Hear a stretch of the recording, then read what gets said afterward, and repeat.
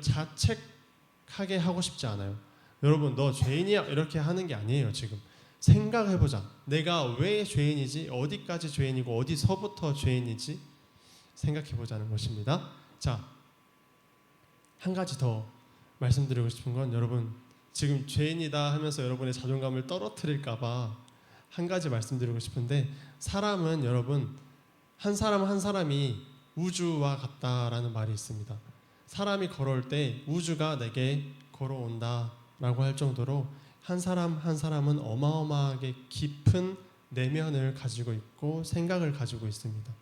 네, 그렇게 소중한 존재들인 것을 여러분 기억하시고, 또 결론을 말하자면 사실 그 소중함을 잃어버렸어요. 그 잃어버린 것을 다시 찾기 위해 우리는 예수님이 필요한 것입니다.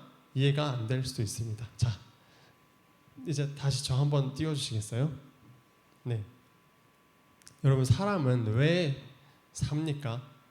한번 생각해 볼 때가 됐죠? 중학교 고등학생쯤 되면 나는 왜 살고 무엇을 위해 사는가? 라는 책도 많잖아요. 그렇죠? 사람은 무엇을 위해 사는가 이거 막 필독서 있지 않나요? 죄와 벌 막 이런 거 있지 않나요? 네, 아닌가 봐요. 네. 여러분 돈이 행복의 전부는 아니다라는 말 많이 들어보셨죠? 하지만 돈이 행복을 더 가져다 주긴 한다라는 게 요즘의 속담이 되어버렸고요. 결국 우리는 일을 하고 돈을 벌어서 편안한 삶, 행복한 삶을 살기 위해서 살아갑니다. 여러분 지금 학교에 다니는 이유도 교육을 통해서 보는 눈을 높이는 거예요. 넓히는 거예요. 보는 게 많아질수록 뭐 눈엔 뭐만 보인다. 이거 적절한 표현인지 모르겠지만 여러분의 수준이 높아질수록 아는 것이 많아질수록 많은 것이 보이고 또 그렇게 편안하게 혹은 풍요롭게 살 수 있기 때문에 지금 학교를 다니며 배우고 있습니다. 쉽게 말해서 직장을 가지려고, 일을 평생 동안 하려고 여러분 지금 학교 다니고 있다고요. 뭔가 억울하지 않나요? 이상하지 않나요? 그러면 직장을 가졌다고 생각해 보세요. 연애하고 결혼했다고 생각해 보세요. 자식도 생겼어요. 근데 이 가족을 또 먹여 살리기 위해 평생을 일을 합니다. 일을 하고 나서 갑자기 몸이 어딘가 아프기 시작해요. 지금까지 번 돈을 병원에 다 갖다 바칩니다. 자, 건강하다고 칩시다. 건강하다고 쳐도 여러분 재산들을 다 가지고 죽을 때 가져갈 수 있습니까? 100원도 못 가져가는 거 여러분이 더 잘 아시죠? 자, 또 그러면 자녀에게 재산을 남겨줍니까? 여러분 요즘에는 7천만 원 이상 남겨주면 자녀들은 싸운다라는 말도 있어요. 자녀들이 행복하게 서로 잘 지냈으면 하는 마음이실 텐데 돈을 남겨주면 자녀들이 그 돈 갖고 싸웁니다. 돈이 많다고 행복한 게 아니다라는 것을 생각해 봐야 돼요. 자, 사람들은 결국 눈에 보이고 오감이라고 하죠. 5가지 감각이 있어요. 사람한테 이 감각들만을 가지고 살아가는 거예요. 네, 우리 그 그림 PPT 한번 다시 띄워주세요. 네, 다음으로 넘어갈게요. 저한테 있나요? 네, 있습니다. 네, 오랜만에 보는 그림이죠. 자, 조금 어려울 수 있어요. 이게 저 회색 부분이 여러분 사람의 영혼이고 사람의 마음이다라고 생각했을 때 저 앞에 의식이라는 부분이 바로 방금 제가 말한 오감, 5가지 감각 아시나요? 우리 얼굴에 거의 다 있어요. 시각, 후각, 미각, 촉각, 청각. 이렇게 감각으로 세상을 인식하면서 살아가고요. 저 무의식적인 우리의 마음 속에서 어떤 욕망, 어떤 뭔가 욕구 같은 것이 끌어오른다라는 겁니다. 자, 여러분 오징어 게임 아시죠? 오징어 게임이 왜 그렇게 여러분 사람들에게 강렬한 인상을 주었을까요? 바로 저 무의식, 저 우리 사람의 마음 속에 있는 어떤 욕망을 아주 자극적으로 꺼냈습니다. 이렇게 다 보여줬어요. 다 보여주니까 사람들은 그걸 보고 너무 자극적이니까 또 사람의 그 밑바닥을 볼 수 있는 게 흔치 않잖아요. 근데 드라마를 통해서 보니까 사람들이 좋아하는 겁니다. 자,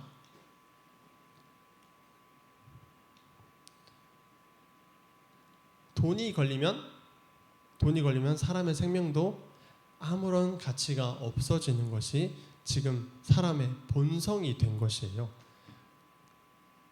돈이 걸리면 나 말고 다른 사람이 죽는 것을 다행으로 여길 정도로 사람은 악해질 수 있다는 겁니다.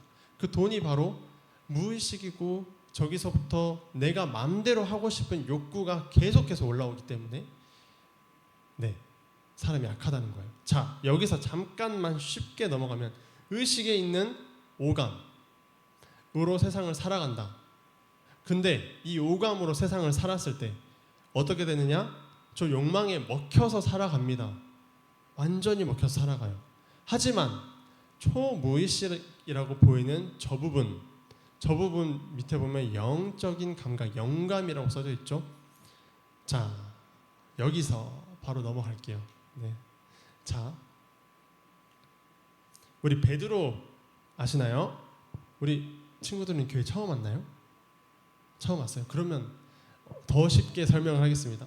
베드로라는 사람이 있어요. 예수님이라는 사람의 제자입니다. 12명의 제자 중에 베드로라는 사람, 수제자라는 말 아시죠?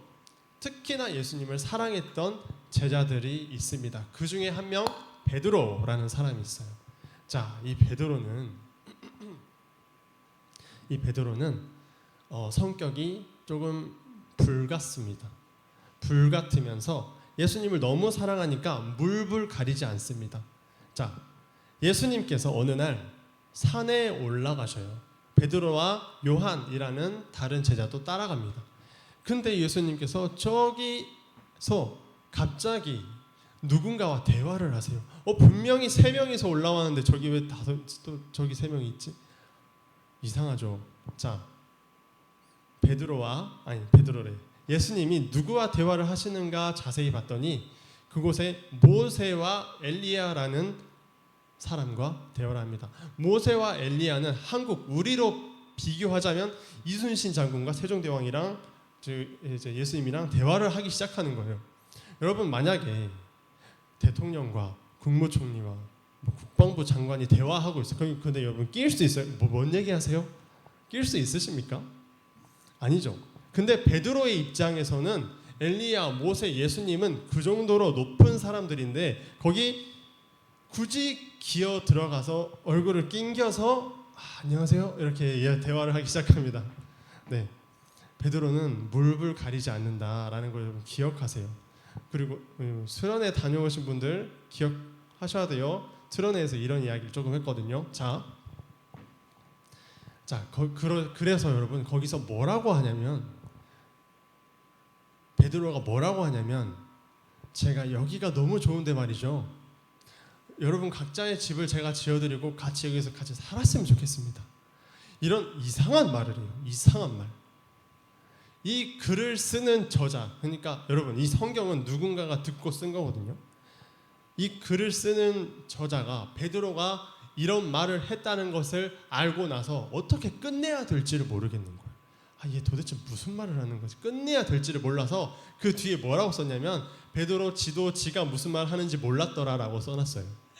그 정도로 베드로는 일단 물불 가리지 않는 성격이었습니다. 자, 다음으로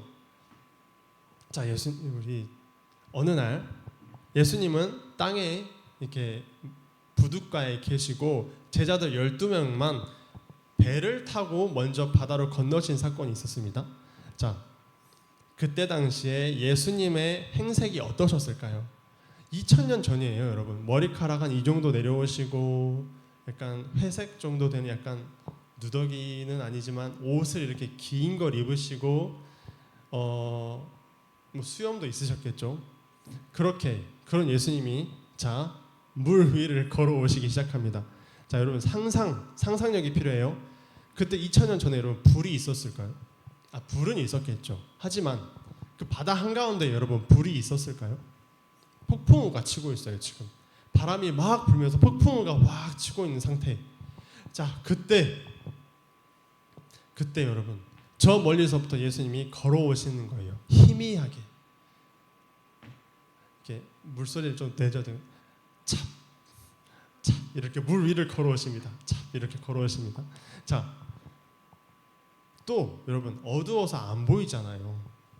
번개가 칠 때마다 보이셨겠죠, 여러분. 꽝 쳤을 때 저 멀리서 희미한 게 반짝 보이다 사라졌어.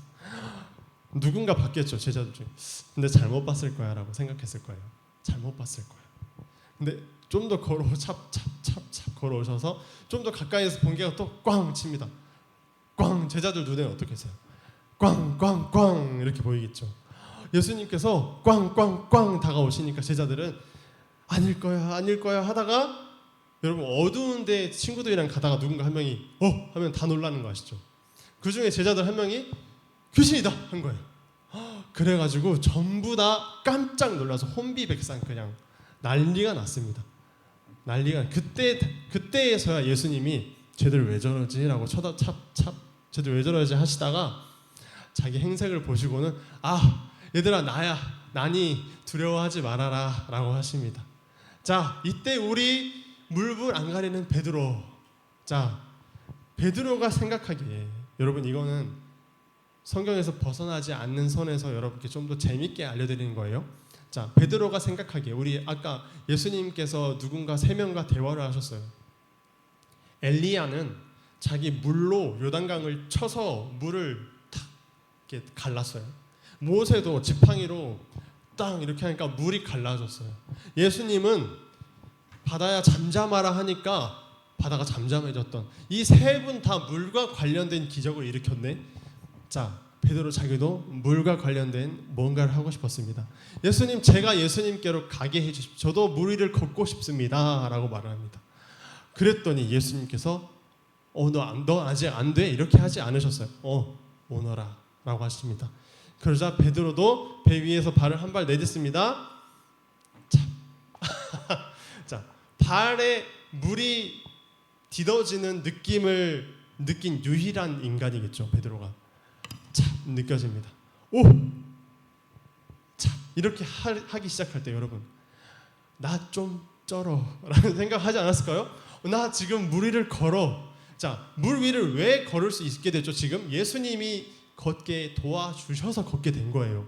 근데 걷는 순간 나 걸어 라는 생각과 함께 파도가 치기 시작합니다. 두려움이 몰려오는 거예요. 자, 두려움이 몰려오니까 점점 빠지기 시작합니다. 빠지니까 예수님께서 건져줘야겠네 하면서 건져주십니다.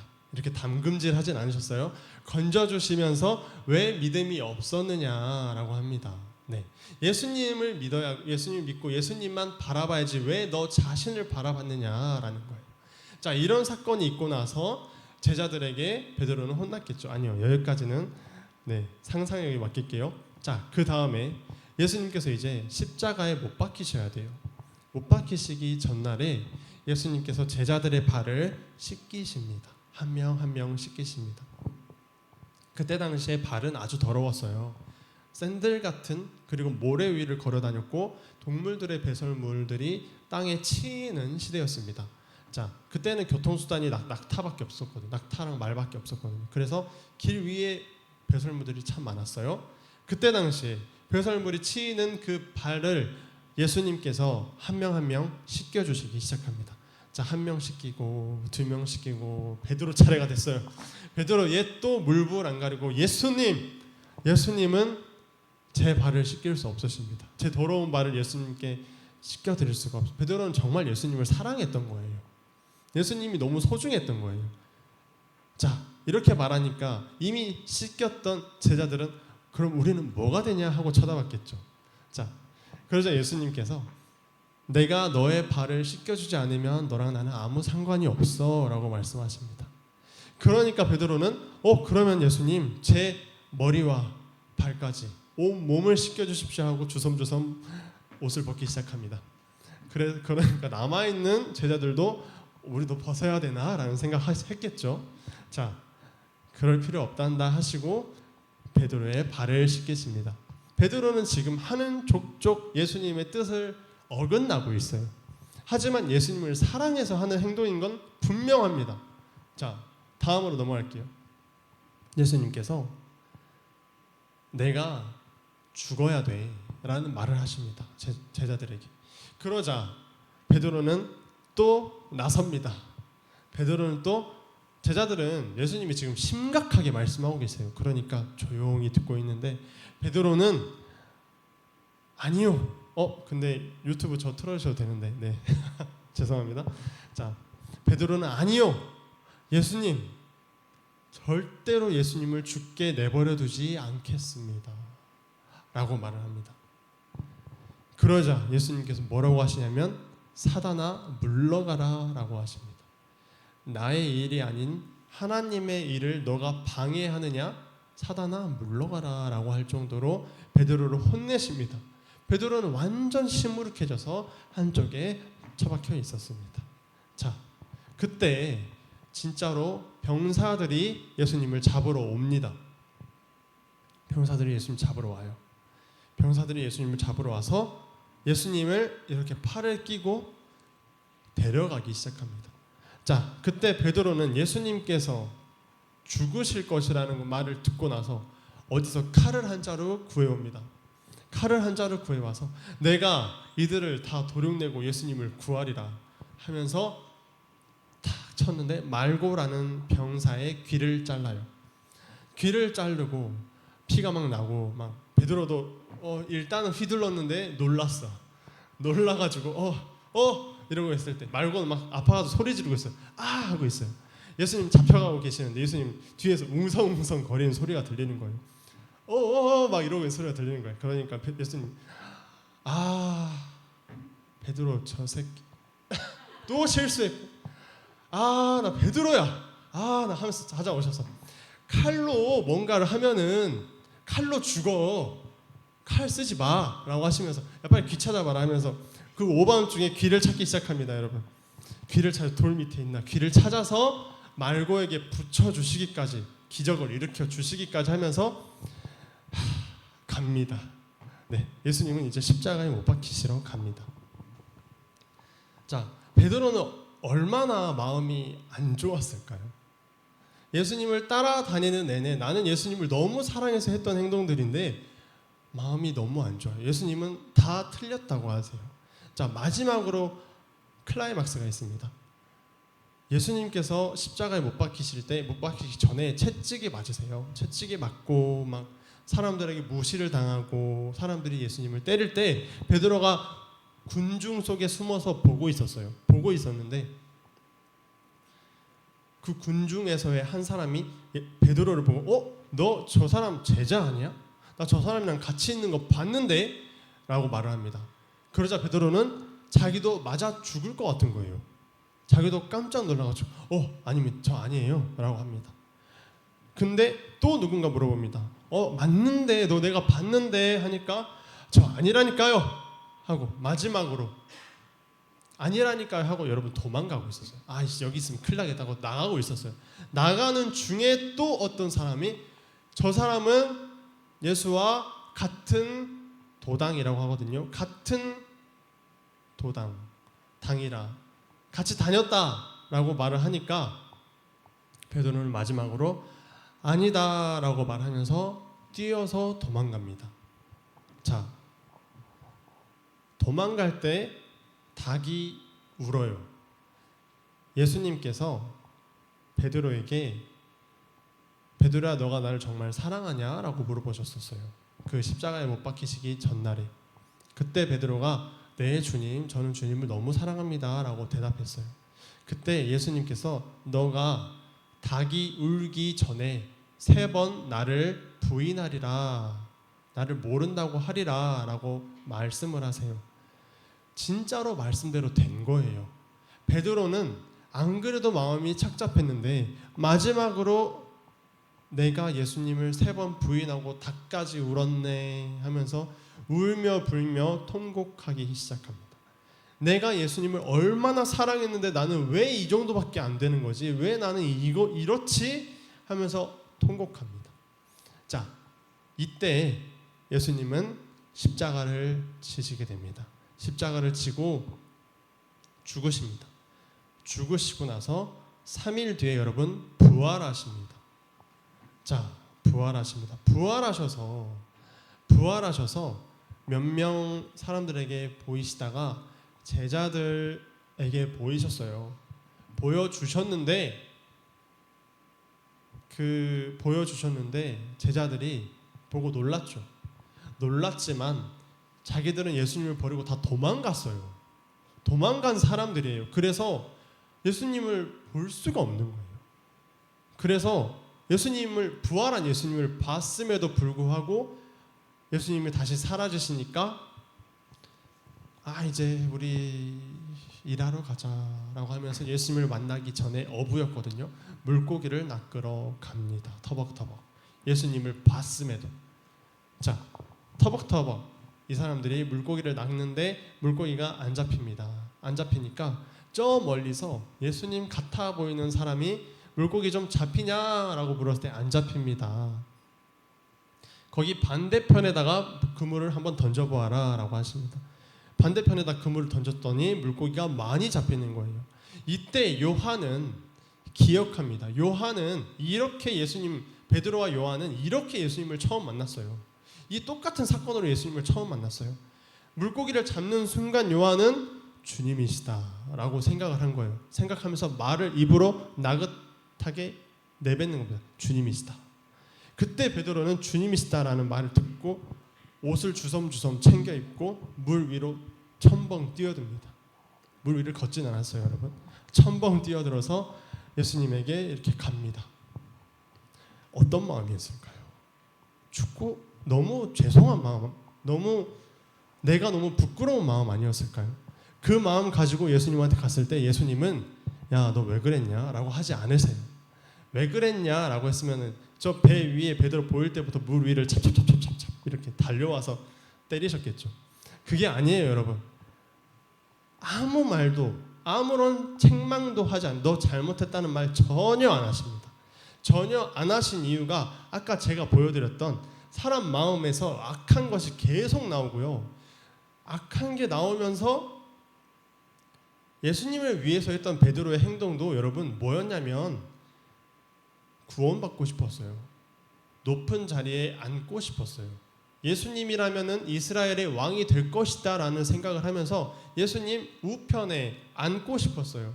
수제자로. 그런 욕구였어요. 그런 열심이었어요. 그런 열심으로 했을 때 다 실패했던 베드로가 예수님 앞에 앉습니다. 예수님은 이미 떡이랑 물고기를 어디서 났는지도 모르게 예수님은 탁 하면 생기겠죠. 이렇게 굽고 계셨어요. 이제 다른 제자들도 물고기를 다 잡은 거를 가지고 이렇게 왔을 때 물고기를 이미 굽고 계시네. 물고기 안 가져가도 되겠네라는 생각하지 않으셨을까요? 근데 예수님은 물고기를 좀 가져오너라라고 하십니다. 네. 자, 그렇게 여러분 예수님께서는 베드로가 3번 부인했죠. 베드로에게 베드로야 너가 나를 사랑하느냐 다시 물어보십니다. 그때 베드로는 이제는 너무 잘 알아요. 나 혼자 아무것도 못한다는 걸. 나는 예수님을 기쁘게 해드릴 수 없다는 걸 너무 잘 알아요. 그래서 예수님, 내가 예수님을 사랑하는 줄을 예수님께서 아십니다 라고 말을 합니다. 그렇게 3번이나 예수님께서 너가 나를 사랑하느냐 3번 물으시고 베드로는 3번 다 예수님 제가 주님을 사랑합니다 이렇게 대답한 게 아니라 내가 예수님을 사랑하는 것을 예수님께서 아십니다 라고 고백을 합니다. 자, 그 뒤로 예수님께서 여러분 부활한 예수님께서 40일 동안 제자들과 함께 있으면서 하늘의 거룩한 일들을 알려주세요. 그 어마어마한 가르침. 자, 예수님과 동고동락한 생활이 3년입니다. 제자들이 예수님과 동고동락한 기간이 3년 플러스 부활한 예수님과 40일. 여러분이 지금 수요일, 일요일, 한 시간씩 예배 드리는 것으로 환산을 해도 여러분 100년이 지나도 안 바뀐다는 거예요. 네, 40일 뒤에는 바뀌었을까요? 이 제자들이? 여러분 40일 뒤에는 머리 지식적으로는 무슨 말인지 끄덕끄덕 했을지 몰라도 아직도 안 바뀌었어요. 왜? 이 증거가 사도행전에서 나옵니다. 사도행전에서 예수님이 뭐라고 하시냐면, 자,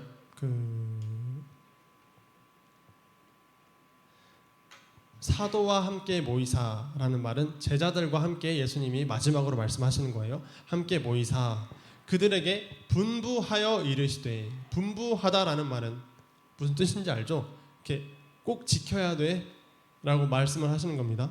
예루살렘을 떠나지 말고 내게서 너희가 들은 바 아버지께서 약속하신 것을 기다리라라고 하십니다.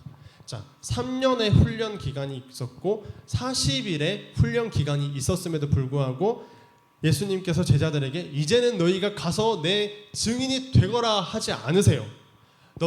내가 이제 하늘로 올라갈 거야. 너 근데 여기서 좀 기다려라.